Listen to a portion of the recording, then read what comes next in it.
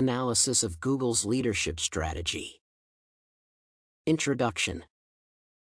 This essay provides a critical view and recommendations on Google's leadership approach, compares it with Microsoft, and discusses how ethics affect the chosen direction of management. Google's leadership challenges. Google's top position in many IT markets calls for the need to analyze its organizational culture and the ways the company resolves its challenges. Despite having one of the best corporate cultures in the world, Google is not devoid of issues. Currently, the company does not support all employees on the same level, which leads to numerous problems with perceived justice.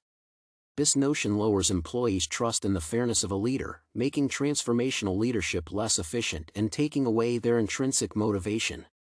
Google must ensure that no such incidents occur in the future. There is another problem with conflicts in the work environment. Freedom in the workplace has created disputes that disrupted the workflow and even led to several employees being fired due to heated political debates. While it is understandable that it is impossible always to have a clear consensus among employees under democratic leadership, it is essential to resolve such conflicts to avoid losing valuable people and public reputation. The situational approach might be more suitable for managing conflicts, as there is a need to exhibit authority over potentially hostile interactions.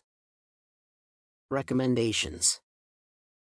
Judging from the stated problems, there are possible improvements and adjustments to Google's leadership strategy.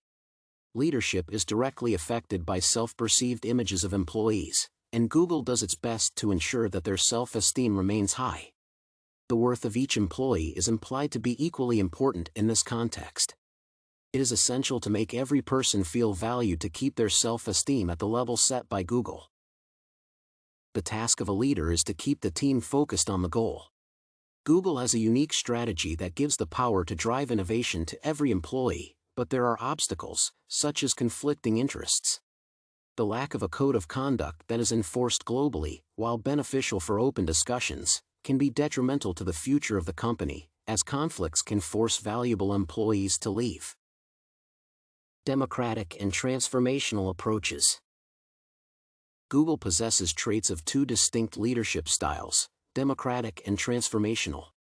As the company's primary focus is the inspiration of its employees, transformational leadership is a perfect fit for this role since it does not push but guides people into achieving more than what was expected. Simultaneously, Google allows its employees to work in groups that consist of members of the same rank, leading to a democratic leadership style within such a division. Such a collision of approaches can be confusing, but it is vital to consider their similarities. Both democratic and transformational leadership encourage autonomy and critical thinking and promote collaboration between employees and their leaders. In such an environment, employees become more suitable for self-governing, as they are allowed to choose their metrics for performance measurement, goals, and tools for their achievement. Moreover, this combination of styles gives the company better stability and ensures that it has a flexible strategy in the case of a crisis. As can be seen, Google allows a high degree of freedom for its workers. For comparison, a company under transactional leadership would be looking the opposite, as an authoritarian and controlling leader is one of its primary traits.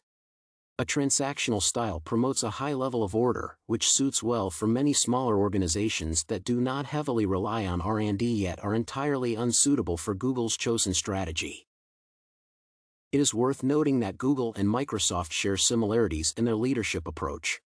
Both companies achieved high results in new product development by nurturing a productive working environment by letting their employees freely explore new ideas with no significant constraints. However, these two companies differ in their approach to motivation, as Microsoft does not provide entertainment to its employees, and in the hierarchy, Microsoft has product divisions, while Google has more direct reporting lines. Otherwise, similarities between their leadership styles suggest their efficiency in the chosen task of innovation nurturing. Ethics leadership. It is worth analyzing leadership optimization through the lens of leadership theories. Google employs a leadership approach that aims to promote innovation, cooperation, and inclusivity. Each division that works on a specific product of a company possesses a unique organizational culture. According to the social identity theory, it is essential to uphold a group identity that suits an employee to ensure their productivity.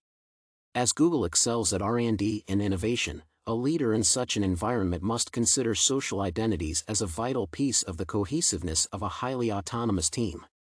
It is the most ethical move to allow employees to shape their work environment to suit their needs by appointing leaders who will promote self-improvement as a primary goal. The implicit leadership theory expands on the topic and explains the success behind Google's leadership style.